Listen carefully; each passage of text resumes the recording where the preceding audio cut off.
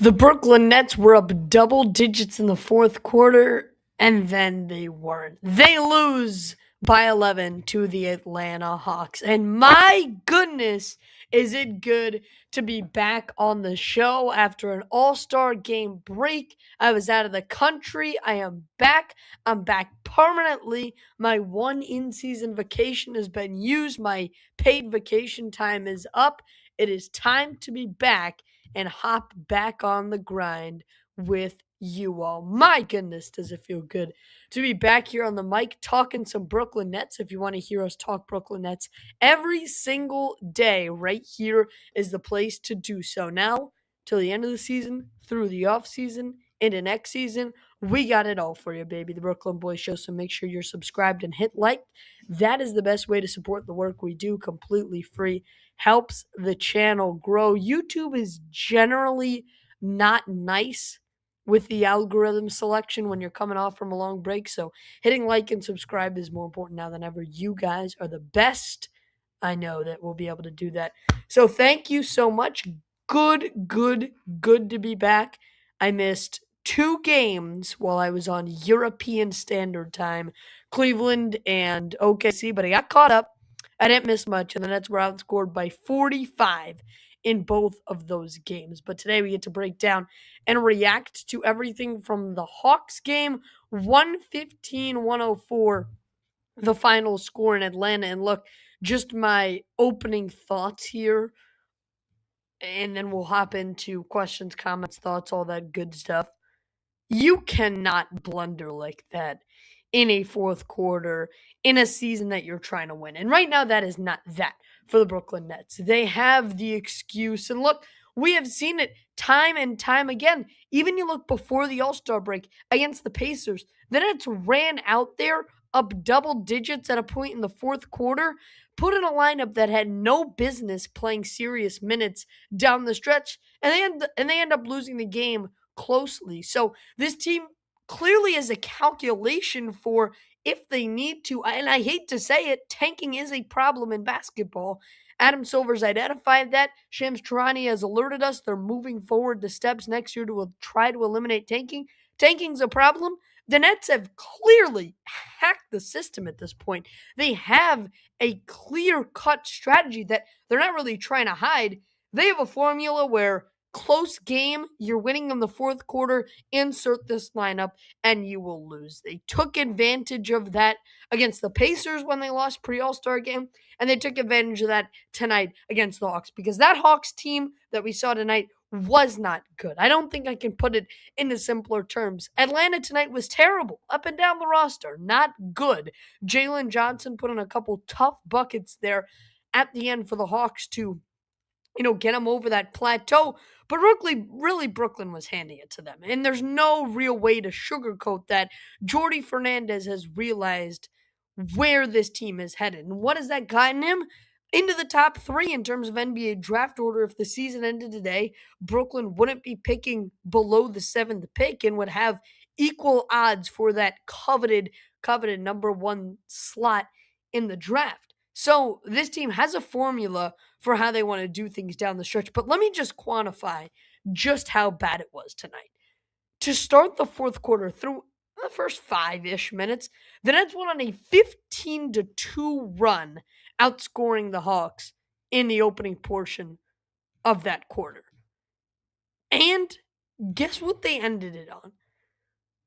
They ended up being outscored 26-17. That means that Atlanta went on a 24-2 run. A 24-2 run. The Nets were shooting 1 of 11 from the field during that time. I mean, it was all around miserable for a Brooklyn Nets team that, let's face it, right now, Jordy Fernandez understands what he wants to do, and that is to set himself up for the most ideal of off seasons, and that can be accomplished by losing right now. He knows that. The rest of the Nets front office knows that, and this is a classic example of that. And I'm not here to blame any one individual player.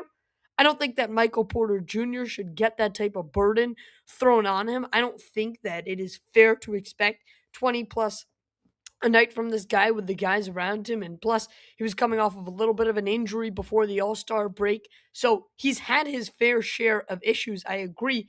Brooklyn kind of assumed that risk when you think about it, not trading him at the deadline. They kind of knew, okay, we're sticking with this guy through the rest of the season. That could lead to more wins, but it could also just lead to more losses. He led Brooklyn with 18. We'll get into his stat line and everyone's stat line as well. So Michael Porter Jr. looked at a terrible game from him. You could see more on any given night. That West Coast trip where he had back-to-back 30 bombs, for an example, back in December. He was dropping 25 a night, and it was kind of a crazy take to exclude him from the All-Star game from a fan perspective. But, I'm not mad at Michael Porter Jr. in this game, but all around as a team, look, the Nets just did not shoot it well when it mattered the most. And again, this is probably going to be a good thing. On a personal anecdote, I just simply don't root for my sports teams to lose. So if you want to think about it as, the silver lining to a pretty miserable and blunderish end of the fourth quarter, yeah, go ahead. But that's just the reality of the situation. Kudos to Nick Claxton, gets his 200th assist of the season with still more than 20 games to go. First center in franchise history with 200 assists in a season. So that was awesome to see. I mean, just setting records. Let's be real. The Nets haven't had a marquee center since Brook Lopez took the court at the beginning of the Brooklyn era, and before that, what you're talking Buck Williams time. So the centers back in the ABA days, back when the Nets played at the Coliseum, back in the New Jersey days, their job wasn't really to dish the ball out and be a playmaker. So it kind of goes with the evolution of the game. I'm sure down the line we'll see someone surpass that record, but for now, Nick Claxton stands alone as the only Nets center to get 200 plus assists in a season. And again, still with a quarter of the season left. So this is not some small feat. He is going to really, really run away with the sweepstakes of Nets centers. And look, in the offseason, I was telling Nets fans to give him one more chance because there was about half of this fan base ready to deal Nick Claxton for, a role player, a matching salary, and maybe a late first round pick. And I told people, give this guy a second chance. Let him get his role back up. He was injured a little bit last season. There was a lot of factors that just didn't play to his favor. He was obviously entering a new system under Jordy. Everyone was. It takes a little bit of adjustment. Give him a grace period there. I told people, give him a chance, get back to that 2022 2023 form. And I think Nick Claxton has done that. He has been the rim protector you ask him of. I think Day'Ron Sharpe has been better, in terms of minutes allotted to being a rebounder, in terms of rebounding efficiency. I do. But at the same time, that's not to say that Nick Claxton's done a poor job there. Obviously, the assists have been ridiculous. Over 4 assists a game is unheard of for a net center, and Nick Claxton has done that this season. So overall, I'm very happy with the way he has turned out this season. Sean Marks stuck by him. That was one of the storylines of the offseason. Sean Marks refusing to move off Nick Claxton. And right now, there's some positive light shed on that as well. So good stuff there. And remember, obviously, the Nets have the record-setting amount of money to spend in the offseason in free agency. Let's see. Besides fourth quarter blunder, Claxton, good stuff. All right, let's get into what the guys did.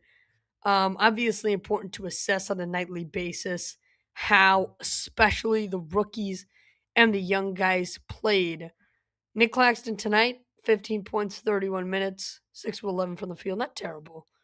Not terrible at all. The 8 rebounds is really what you highlight. He led the team in that category. But look around the numbers a little bit. And my point in the beginning with the Michael Porter Jr., I'll look back in on that. Nobody really stood out. You look at this box score, nothing jumps off the page.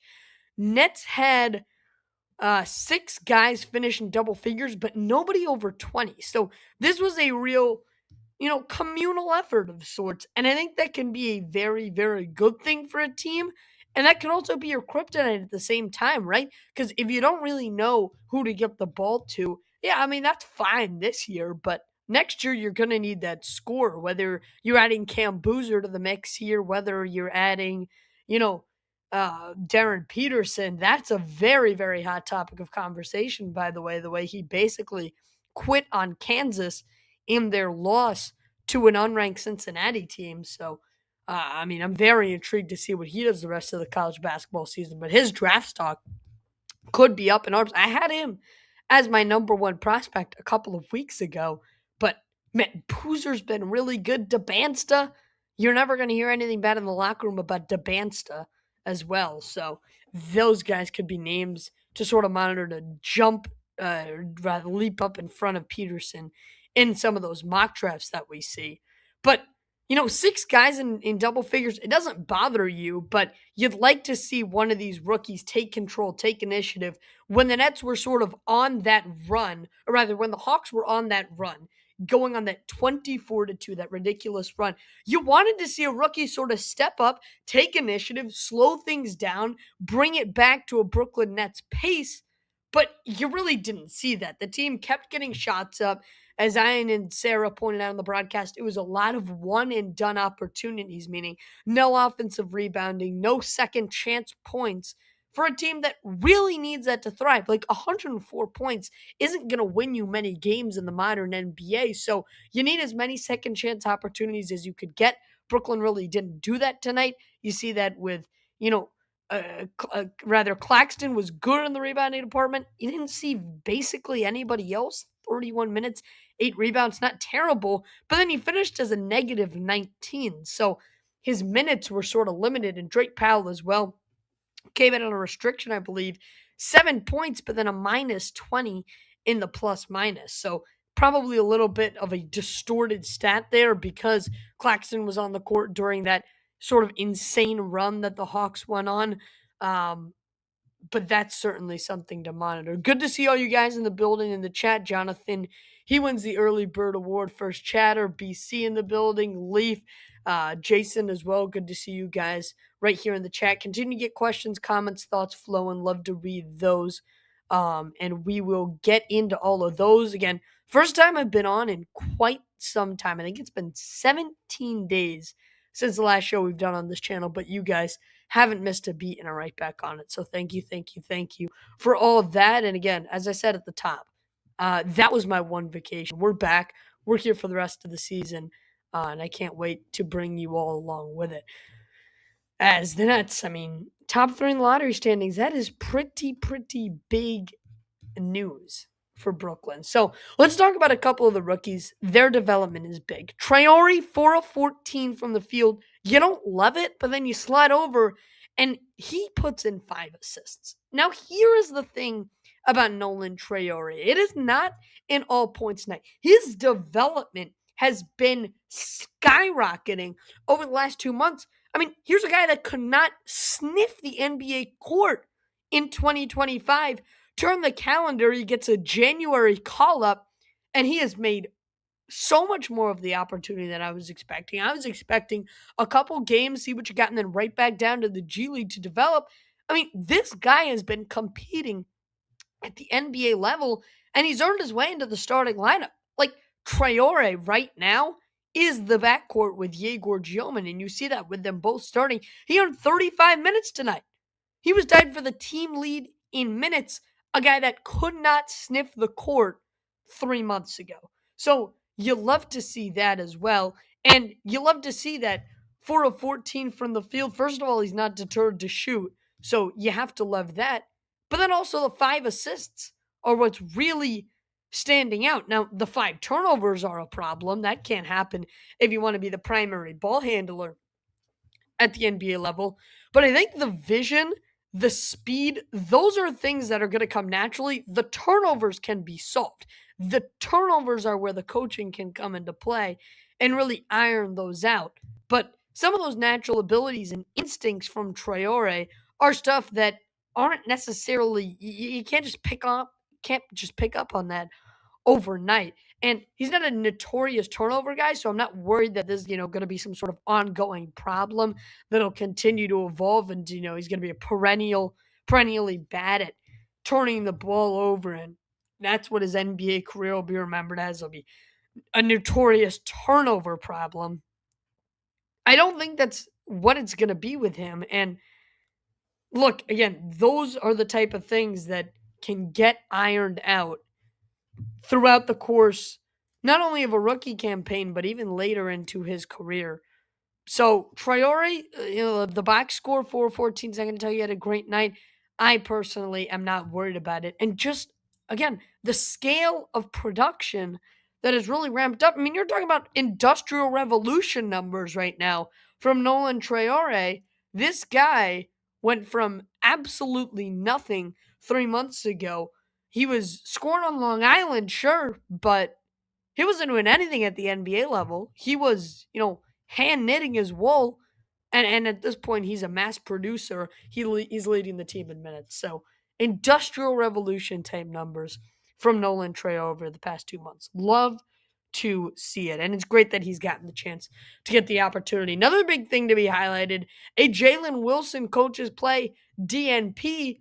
But get this, we don't see another name under here because I don't believe we have spoken since Tyrese Martin got waived. Ladies and gentlemen, war is over. Ask and you shall receive. Sean Marks, it was a grueling 5 months of watching Commander Tank out on the court, and Tyrese Martin is officially off this team. You can see the smile light up on my face. My goodness, am I done with Tyrese Martin? And I don't have to watch him anymore. Jalen Wilson, you are next, my friend. Nothing is safe anymore. And in fact, I would have rather them kept Haywood Highsmith to, wear his street clothes rather than keep Jalen Wilson. But Tyrese Martin out the door, baby. That was long overdue and waiting to happen. Evan is in the chat. We are a terrible team. Indeed we are, Evan. New York Giants fan. Look at that. Appreciate you tuning in, Evan. Evan, first time chatter. Not sure I've seen you in the chat before, but maybe that's my memory not serving me well, because again was out for a while. But if it is, welcome, and if not, welcome back. But here's another guy that came in at the deadline that I really want to touch on real quick. We'll get into all your questions, comments, that chat's approaching the 20-minute mark right here on the show. Here's what I want to get into. Ochai Agbaji. I still got to work on that name. I got to listen to, a couple pronunciations and we get it there. It's better than the last time I tried it. Agbaji, I think it is. You just say it fast. Agbaji. Not a huge game from him, but you think back to before the All-Star break and right after they acquired him, I think he could be a spark plug. Like, I'm looking at Ochai, and I'm thinking Zaire Williams 2.0. Because a ton of energy, number one. Number two, not worried about the role. I mean, he's coming from a Toronto team that, he's going to play much more in Brooklyn than he would have in Toronto. So I don't think he's going to have a problem with figuring out a role. And this is the type of guy that this coaching staff loves. Like, what does Jordi Fernandez possibly want more than a guy who's going to give him 110% energy every single time off the bench, going to be great in the locker room, can score the ball from you. Like, 6 points in 14 minutes is not bad at all. And he's not going to shot chuck, and he's just going to be an all-around team player. Like, I can't think of a more Jordi Fernandez guy than what Ochai could bring to this team. So to me, look, Nets fans, you haven't heard much of him so far. It really was not a big deal around this community. I thought it'd be a bigger deal when they brought him in. It seemed like he flew under the radar totally. But Nets fans, look, I would not be surprised if you're hearing a lot about this guy, a couple months from now. And we've said it before, this team does not want to win clearly from now basically through the rest of the year. They have a pretty easy schedule come April, but you only really play in April for 2-ish weeks. You get the Hornets, you get the Kings, you get all that jazz. but you're only really playing 2 weeks, so you'll be able to survive if those are your tank gods days. But we've seen that the Nets have a will to lose. Tonight was one of them. A 24-2 fourth quarter run. You have to have a will to lose in order to do that.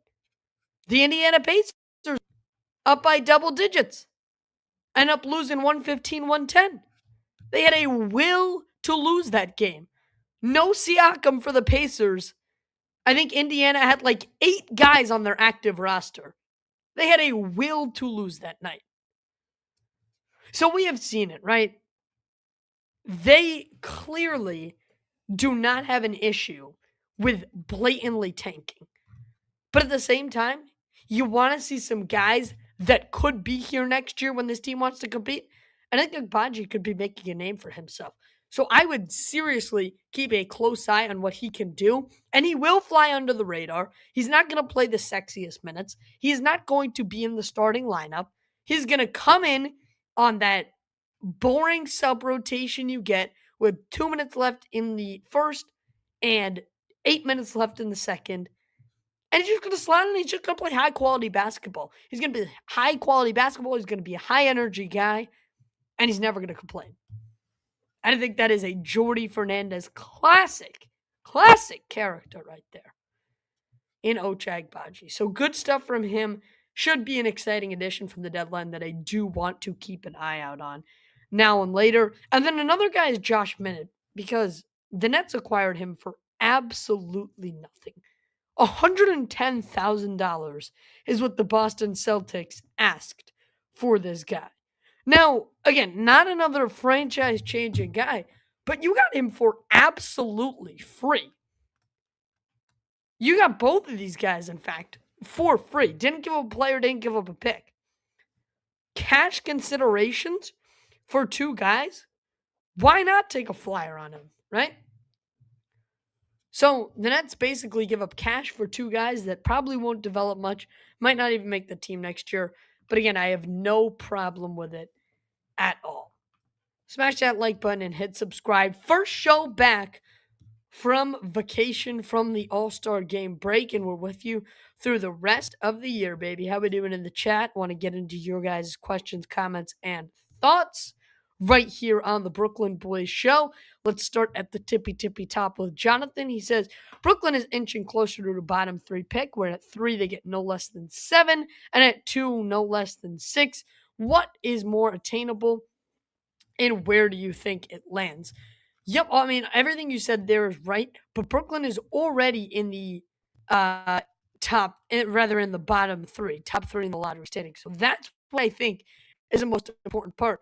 The Nets have already killed most of the mileage. I don't think they're going to catch the Kings. The Kings have lost 16 straight games. I don't think they catch the Kings, but I think it is very, very possible to catch Indiana. I mean, you're a half game behind them. You're 1 loss away from being tied. Now, the winning is what really matters, because New Orleans and Washington are only 1 win in front, and that's what's really important. The Nets aren't landing outside the top 5. That's what I can confidently say on Sunday, February 22nd. If the Nets land outside of the top 5, I would be shocked. And I think it would be franchise malpractice if they land outside of the top 5 or 6. With that being said, New Orleans has no point in losing. They don't own their pick. In fact, they want to win. Washington does not want to win. Indiana does not want to win. They have that protected pick. They need to keep it. Sacramento, I mean, you watch a Kings game in the last 2 months, you tell me if they want to win. They've lost 16 straight games. Dallas has lost their last 10. That's a big one. Nets play Dallas next Tuesday night as their next matchup after a travel day back to New York. By the way, guys, stay safe out there. Blizzard warning in effect for New York. We got school off in New York State, New York City, something like that. I don't know who has school off. I got school off, though. So we'll get a long-form video out to you guys tomorrow. That's my excuse. So a full snow day for us here in New York. But how minutes are going to get back from Atlanta? Because the game is at home on Tuesday. It'd be easier if it was in Dallas, then you just stay down south, avoid the snow uh, at at all. But coming back home might be a little bit tough in this severe weather. So let's see how they do it. Anyways, where do I think they land? Definitely top 5, hopefully top 3. But I really just don't like to play the guessing game at this point. Someone could get severely injured, they end up with the best odds, right? So what does that mean? BC in the building. How you doing, BC? Lakers certainly not on this list. Luca Magic, baby. Luca freaking Magic. Leaf coming in, he says this whole roster needs to get flipped. I mean, at this point, if you're not a rookie and you're not MPJ or Claxton or Sharp, your job security is not secured going into next season. I don't want to see Terrence Mann on this team. I don't want to see Jalen Wilson on this team. I want to see a lot of guys on this team, but that's talk for the offseason. Don't worry. We got months to do those sort of conversations. Jason comes in. He says, as soon as Jordy took out Terrence Mann, it was over. I mean, the rotations tonight were so blatant. Same thing with the Indiana game. So blatant that that Jordy didn't want to win this game. So blatant. It really does not get more obvious than those rotations he came in.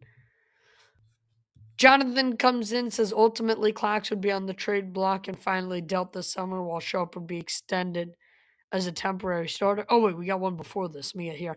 MPJ and Clax should not be playing today, and whether it was a Jordy call or front office landscape approach, the front office and Jordy need to lock in and stop on the goal. I mean, I guess, but they can't just sit whomever they want with no punishment. We already saw the league handing out fines to Utah. I mean, it's a slap on the wrist, basically. Those fines need to crank up those fines. There's another thing that the NBA needs to do on their long list of how to stop tanking.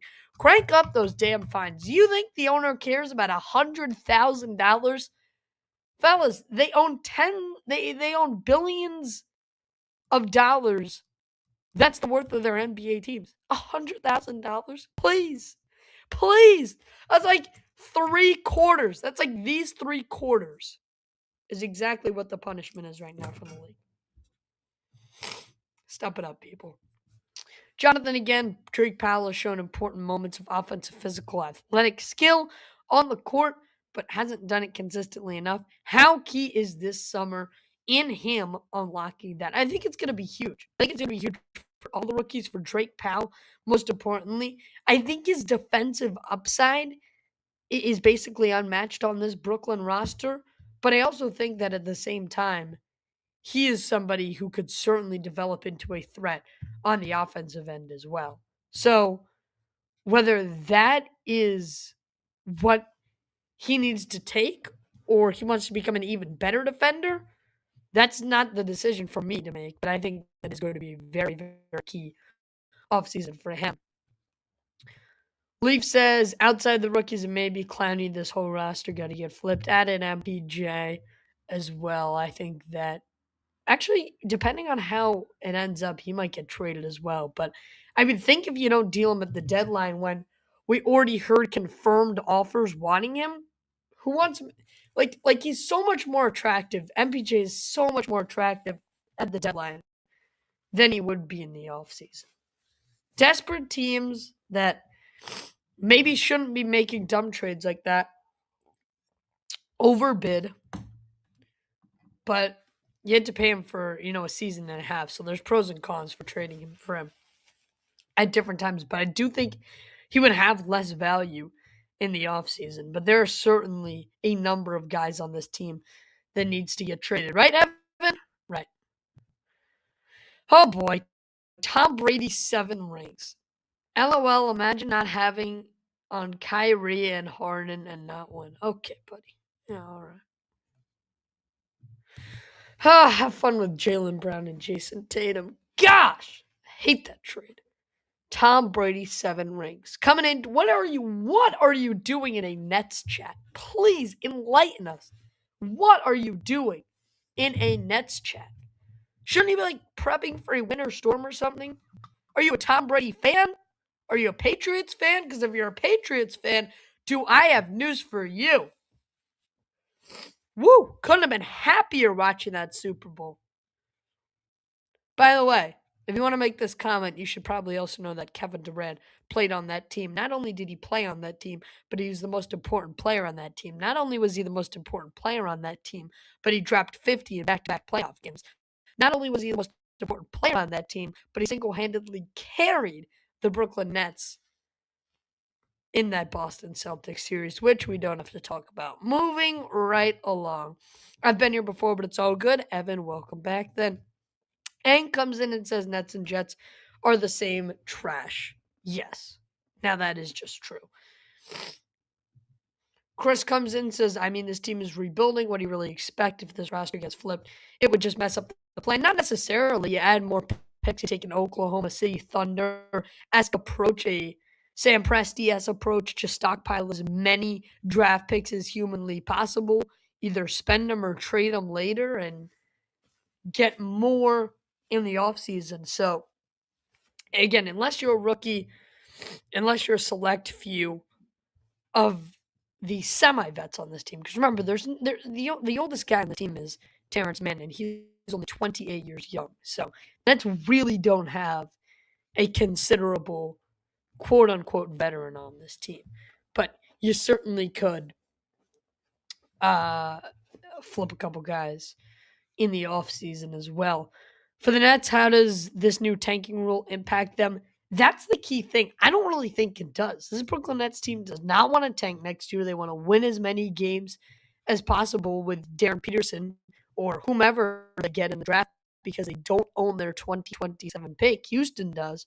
So, not really going to be a big effect. I imagine this Nets team is not going to be in the lottery race. What I will say, and I want to hear your thoughts on, what if the Nets pick up Tyler Kolek? I'm a Knicks fan. Honestly, do keep tabs on the Nets. I think Kolek would be perfect. Tyler Kolek's a very interesting guy. Like, you watch that Christmas Day game, and my goodness, is he an attractive pickup? I agree, but the question is that where the Nets want to allocate their money, or do they want to go after a guy like Domantas Sabonis, right? Because if you want to go after that huge name star, that's one thing. But if you want to break it up and go with a lot of sort of constructive guys, that is another way to approach things. So I really don't know how Sean Marks wants to approach the offseason. But that is a conversation for another day. That will do it for a very snowy, blizzardy portion of the best borough in the world from Brooklyn. All right. Thanks so much for tuning in. 23 of you guys on our first stream back. Can't thank you enough. I'm Josh Woolever for the Brooklyn Boys Show. Nets lose by 11 with a crazy fourth quarter. If you haven't done so yet, go rewatch the show. If you're listening on tape, means so much. If you were in the comments, means just as much. Like and subscribe. That's the best way to support what we do. I'm Josh Woolever for the Brooklyn Boys Show, signing off, saying have a great night, folks. Stay safe in this blizzard. And as always, let's go Nets, baby. Good night.